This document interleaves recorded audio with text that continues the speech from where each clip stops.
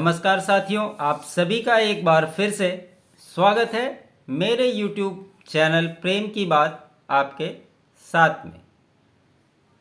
आप सभी जानते हैं कल शाम एक नोटिफिकेशन आ गया CA को लेकर, और इससे ये हुआ कि जो समान नागरिकता कानून 2020 में पास हुआ था, कल शाम से ये पूरे देश में लागू हो गया। इस कानून को लेकर आपने देखा होगा कि जब ये संसद से पास हुआ था तो कैसे पूरे देश में एक माहौल बनाया गया था।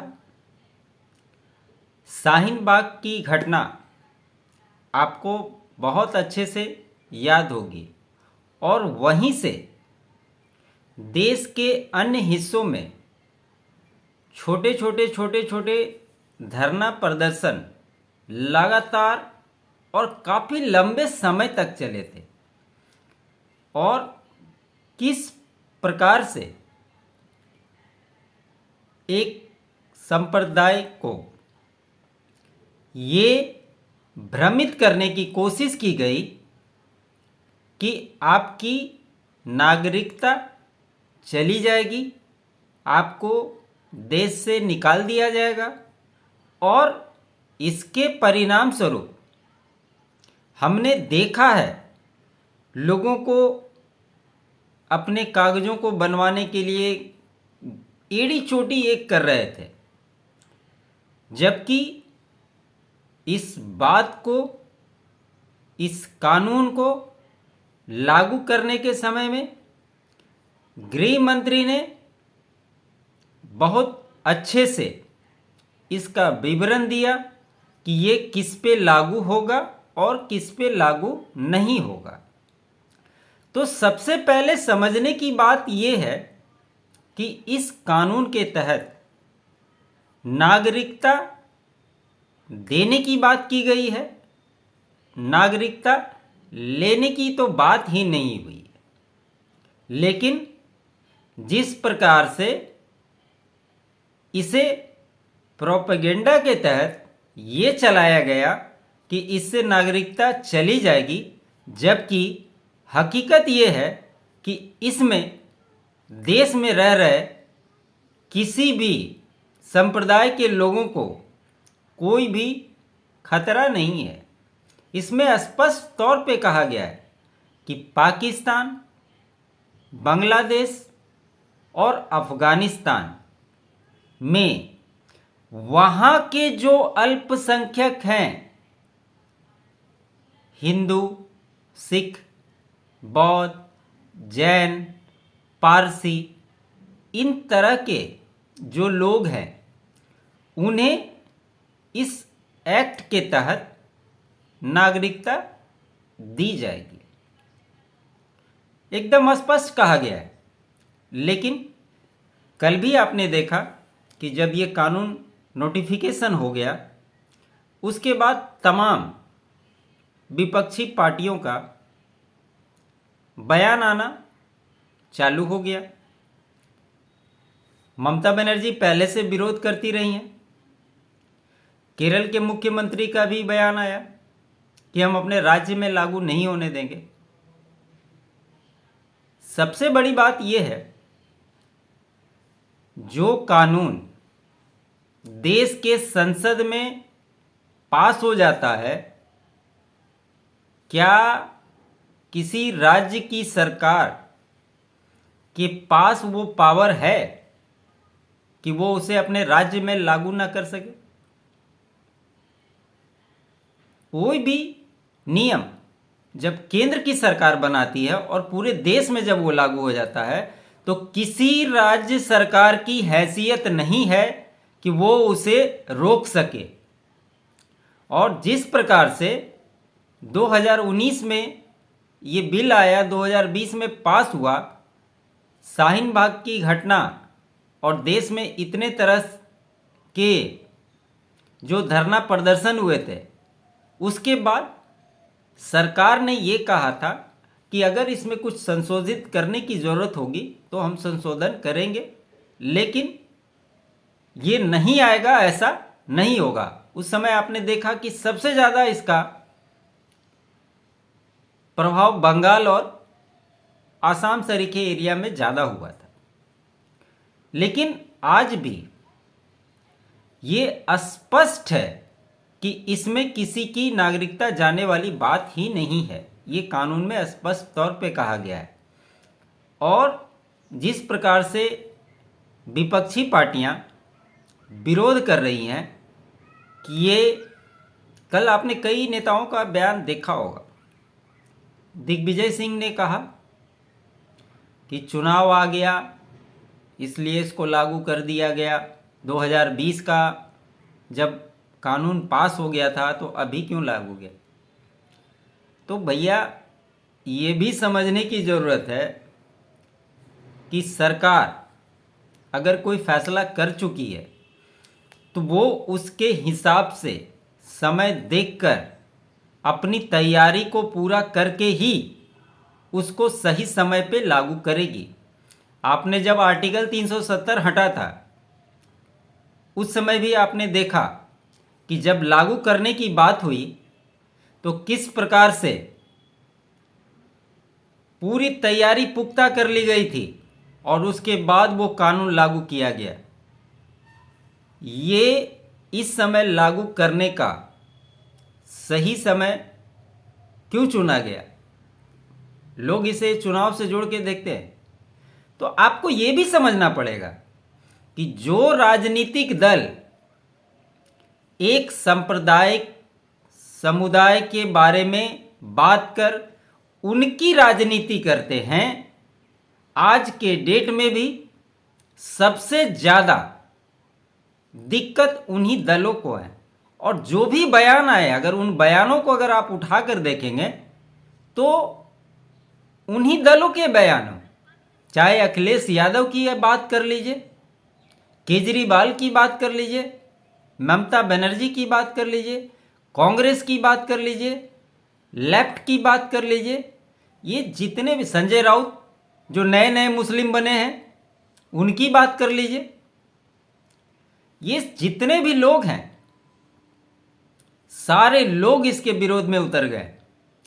और एक बात संजय राउत के बारे में बोलना चाहूँगा कि जिस समय ये कानून लागू हुआ था उस समय जो शिवसेना थी वो इसके सपोर्ट में थी, विरोध में नहीं थी। उसके बाद वो सरकार बनाने के लिए कांग्रेस के साथ एलाई की थी और अब वही संजय राउत इसके विरोध करते हुए आपको चैनल पे दिखाई देंगे। तो सवाल ये उठता है कि इसमें कौन राजनीतिक रोटियां सेक रहा है, ये भी आप सभी को अच्छे से समझना चाहिए। और कोई कहता है कि इसका राजनीतिक फायदा ले, क्यों नहीं ले राजनीतिक फायदा भाई? ये भी तो बड़ा सवाल है ना। किसी पार्टी के एजेंडे में अगर कोई चीज़ शामिल है और वो उस चीज़ को इम्प्लीमेंट करता है, भाजपा के एजेंडे में ये शामिल था, आर्टिकल 370 की बात हो, राम मंदिर की बात हो, सीए की बात हो, और आने वाले समय में आप देखेंगे बहुत सारे ऐसे निर्णय देश हित में लिए जाएंगे जो लोगों को अचंभित करेंगे। लेकिन इससे ये चीज़ सबसे पहले जो फैलाया जा रहा है अफवाह कि यहाँ जो मुस्लिम समाज के लोग रह रहे हैं उन्हें दिक्कत होगी, उनकी नागरिकता ले ली जाएगी। आप लगातार असदुद्दीन ओवैसी की भाषण को आप देख लें, वो ऐसे ही बयान देते रहते हैं। लेकिन इसमें तो कहीं लिखा ही नहीं गया है, इसमें कहीं लिखा ही नहीं गया है कि जो यहाँ रह रहे हैं उन्हें ये कानून से कोई नुकसान है। अब वो बात कर रहे हैं कि जब धर्म के आधार पे आप कानून कैसे ला सकते हैं, और वो ये बताते हैं कि भारत में भी तो मुस्लिम अल्पसंख्यक हैं, लेकिन इन 3 देशों का जिक्र स्पेशल रूप में किया गया है क्योंकि वो धर्म के आधार पे ही वो देश बने हुए हैं। वहाँ मुस्लिम माइनॉरिटीज़ में नहीं है, वो मुस्लिम देश ही है। उस समाज के आधार पे उन देशों का निर्माण हुआ है, चाहे वो बांग्लादेश हो, अफगानिस्तान हो या पाकिस्तान हो। तो वहाँ पर जो लोग प्रताड़ित हो रहे हैं उन्हें भी एक नियम के तहत उनको रजिस्टर्ड करना पड़ेगा, उसकी जांच पड़ताल की जाएगी, उसके बाद उन्हें नागरिकता देने की बात की गई है। अब केजरीवाल के बयान को अगर आप उठा के देख ले, वो क्या कह रहा है कि यहाँ पे दूसरे देशों से अब मोदी जी बुला करके अपना वोट बैंक बढ़ाना चाह रहे हैं। भाई, जो राजनीति स्पष्ट तौर पे देश के लोगों के पास क्लियर है कि एक समाज की राजनीति अगर कोई करता है और एक समाज की राजनीति के लिए अगर कोई दल खड़ा है तो निश्चित तौर पे उसके पीछे जो उसके सपोर्टर है वो उसको सपोर्ट करेंगे। इसमें दिक्कत क्या है? आपको किसने रोका है कि आप एक संप्रदाय की राजनीति करें? किसी राजनीतिक दल को किसी ने रोका है क्या? जब रोका नहीं है तो आपको बोलने का कोई हक भी नहीं है। और मैं तो ये कहूँगा कि वैसे लोग जो ये सोच रहे हैं और जो उन्हें ये समझाने की प्रयास कर रहे हैं कि इस कानून के आने से उनकी नागरिकता चली जाएगी, उन्हें भी ये अच्छे से सोचना चाहिए और इस बारे में तब बात करनी चाहिए जब इस तरह का कोई भी उनके ऊपर खतरा है, उनके पास कोई डॉक्यूमेंट्स आए कि हाँ आप इसको फुलफिल करके दीजिए, इसमें आप प्रूव कीजिए कि आप भारत के नागरिक हैं। और जो लोग भारत में रह रहे हैं, जो उनके बाप दादा रहे, हर किसी के जो पूर्वज रहे हुए हैं, तो उनके पास ऐसा थोड़ी है कि किसी का ज़मीन है, जायदाद है, कहीं ना कहीं तो उनके पूर्वज के नाम तो होंगे ना। ऐसा तो है नहीं। जब आप अपने ख़ानदान की बात करते हैं तो आप अपने फादर से लेकर के अपने दादा परदादा सारे लोगों का जिक्र करते हैं, तो वो ऐसे ही तो बनावटी तो है नहीं ना कहीं तो वो जुड़े हुए हैं। तो इसमें कहीं कोई कन्फ्यूज़न नहीं रहना चाहिए कि इस कानून के तहत यहाँ जो लोग रह रहे हैं उनकी नागरिकता चली जाएगी। इसमें एक बात और उठ करके आती है, आपने देखा होगा कई नेताओं को वो कह रहे हैं कि इसमें श्रीलंका के लोगों को क्यों नहीं शामिल किया गया, म्यांमार के लोगों को क्यों नहीं शामिल किया गया, उन्हें नागरिकता देने की बात क्यों नहीं की गई, सिर्फ इन्हीं 3 देशों की बात क्यों गई? क्योंकि ये जो देश है इसमें माइनॉरिटीज़ के रूप में सबसे ज़्यादा अत्याचार मुस्लिम, बौद्ध, सिख, ईसाई, जैन, इन सारे लोगों पे हुआ है। आप इसको सर्च कर सकते हैं, देख सकते हैं, इसके डाटा है कि जिस समय विभाजन हुआ था उस समय हिंदुओं की संख्या कितनी थी पाकिस्तान में, आज के डेट में उनकी क्या स्थिति है। आपको किसी के बातों के आधार पर सुनकर और मान लेने का आज के समय में बॉस ये ज़माना है कहाँ। आपके पास मोबाइल है, सोशल मीडिया है, कुछ एक अच्छे चीज़ चलते हैं तो 10 गलत चीज़ भी चलते हैं, लेकिन चूंकि वो 10 चल रहे हैं तो आप उनके पीछे भागने लगते हैं। आप खुद से उसको सत्यापित करें ना, आप खुद से उसको चेक करें, आप दूसरे की बातों पे क्यों आते हैं?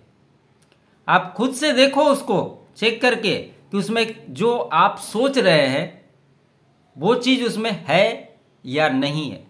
लेकिन उन समाज की विडंबना ये है कि 80% लोग पढ़े लिखे ही नहीं हैं। उन्हें उलेमा, मौलवी, फतवा, जो वहाँ से आदेश होता है वो उसी का अनुसरण करते हैं। ये सबसे बड़ी समस्या है। अगर आप चीज़ों को देखेंगे, समझेंगे, तो आपको स्पष्ट तौर पे समझ में आ जाएगा कि इससे आपका कोई लेना देना है नहीं।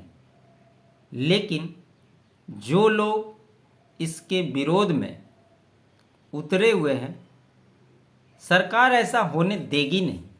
वो पूरी तैयारी करके ही कोई काम करती है। और जो 2020 की घटना घटी थी शाहीन बाग वाली, वैसी घटना दोबारा होने नहीं देगी। ये चीज़ आप मान के चले। और एक बात मैं ज़रूर कहूँगा कि आप इस कानून को अच्छे से समझें, देखें, रिसर्च करें और उसके बाद अपनी बयानबाजी करें। अगर आप नेताओं के चक्कर में रहेंगे तो वो ऐसे ही आपको भड़काते रहेंगे, अनर्गल बातें बताते रहेंगे। और अगर आप उनकी बातें सुनकर उनके पीछे पीछे चलेंगे तो उनका तो कुछ नहीं होना है, आप खुद को खुद से परेशान करते रहेंगे। इसलिए अगर कोई प्रदेश ये कह रहा है कि हम लागू नहीं होने देंगे, कोई ये कह रहा है कि ये इसलिए किया गया, हर पार्टी का अपना एजेंडा होता है। अगर उसका वो राजनीतिक लाभ, चुनाव का समय है, अगर भाजपा इसका राजनीतिक लाभ लेती है तो इसमें कहीं दिक्कत भी नहीं है भाई। उनके प्रोग्राम में था, उन्होंने इम्प्लीमेंट किया, कानून पास कराया और आज चुनाव के पहले उन्होंने लागू कर दिया। लेकिन सवाल ये भी उठता है कि विपक्ष ऐसा क्यों नहीं सोचता है? वो ऐसा कोई प्रोग्राम क्यों नहीं बनाता? क्यों जब राहुल गांधी यात्रा पर निकलते हैं तो जाति गणना, दलित, आदिवासी, वनवासी, ये वो, आलू की फैक्ट्री, सोना निकालना, सिर्फ इसी की बात करेंगे? उससे कुछ नहीं होता है। इसलिए इसको आप समझिए। इसमें देश में रह रहे किसी भी लोगों की नागरिकता लेने की बात नहीं की गई है। सिर्फ वो कंट्री जहाँ पे माइनॉरिटीज़ के रूप में इन सारे धर्मों के लोग हैं, उन्हें भारत में शरण देने की बात की गई है। इस विश्लेषण में इतना ही। अच्छा लगे लाइक करें, शेयर करें और चैनल को सब्सक्राइब नहीं किया है तो चैनल ज़रूर सब्सक्राइब कर लें। आप तमाम साथियों का बहुत बहुत धन्यवाद।